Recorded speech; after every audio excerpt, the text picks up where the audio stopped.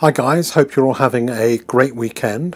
It is Numismatic back here with you with two very special unboxings that have arrived from a friend for grading. And just to remind you, the 2017 Special Proof Gold Sovereign, which was a great sellout event at the Royal Mint, and these things are now changing hands on eBay for up to 50% or maybe even more than their issue price, and deservedly so. They're absolutely lovely. So the 2017 anniversary sovereign, but one of the coins I've always wanted to come through my hands, my sweaty little hands, has been one of the original 1817 sovereigns. So I would very much like to have one of these sovereigns in my collection. But can't be lucky all the time, and I can tell you that I do have one of these 1817 sovereigns in my paws, if only for a moment to send it off for grading. And this particular one was bought by a friend on the Silver Forum, and he bought this one and another interesting coin I'll come on to later directly from the Royal Mint. And it's probably worth noting that if you have particular coins that you want or you're looking for, the Royal Mint do have an extensive kind of archive or collection themselves, and there are sometimes coins they're willing to part with for a price. And this coin came directly from the Royal Mint, from their kind of special sales department, and it's interesting. It's an interesting thing. Before I saw this, I never knew that you could actually order, historical gold coins or maybe other coins. So if you do have something special you can't find, it may be worth calling the Royal Mint and seeing whether they have one that that you might be able to buy from them. Their prices are probably market-ish. They're not particularly cheap, as nothing from the Royal Mint is particularly cheap. But on the other hand, they're not outrageously expensive for what they're providing either, because these things can be very expensive. So what this is meant to be is an 1817 gold sovereign in EF plus condition.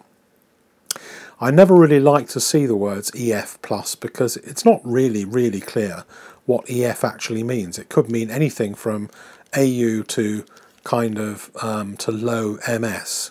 I think that EF is customarily probably AU55 to AU58, maybe MS61. It's so variable really, but EF condition is not uncirculated condition. It's not FDC condition. It's it's a pretty good condition, but not perfect. And so it's interesting to see whether this sovereign coin measures up. So I mean, it's got it's got very good fields, very few, no scratches that I can see actually. It's got good raised lettering round the outside. The reverse is also nice with a nice strike and very clear fields.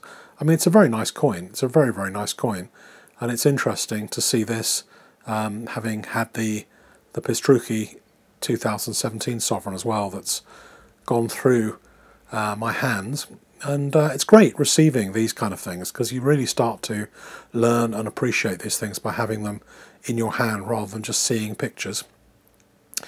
Here's a few other bits of video of the coin. I was very careful with it when I took it out the flip. I really do not want to damage in any way anybody's coin by handling it, so but I did want to photograph it, and I figured that it would be absolutely fine to treat it very gently and put it onto the red pad to be photographed with this nice royal regal colour in the background.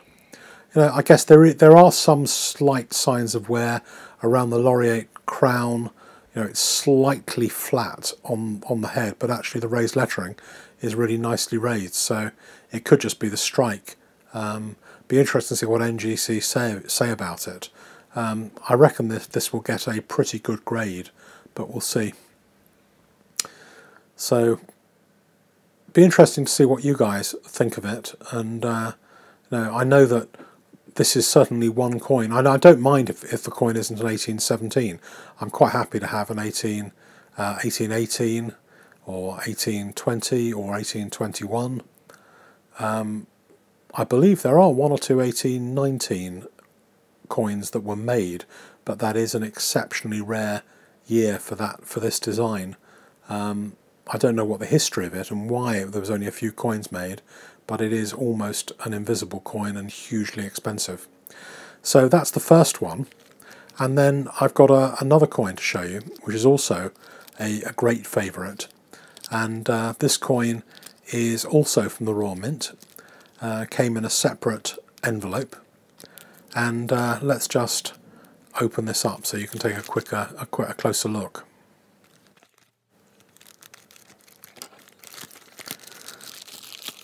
I put up a video on YouTube recently about the 1937 proof gold sovereign. There was only proofs produced in 1937. They're mostly a very mirror-like proof surface, and there were a couple of matte proofs also produced. They found very few of them. The matte proofs were created specially by the Royal Mint to aid photography because they were less reflective, and some of those have come up for sale and they fetched anything up to £55,000–£60,000 for the matte proofs. But this one is a 1937 sovereign, also from the Royal Mint's kind of special private reserve collection. And let's have a look at this one. Wow.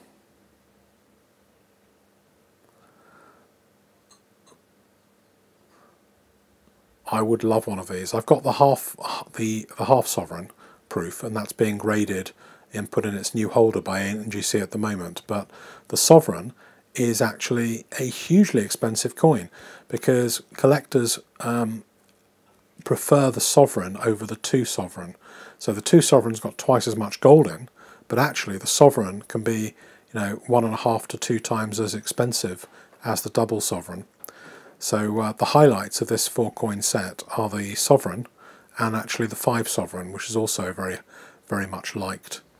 But you can see that this is absolutely beautiful condition.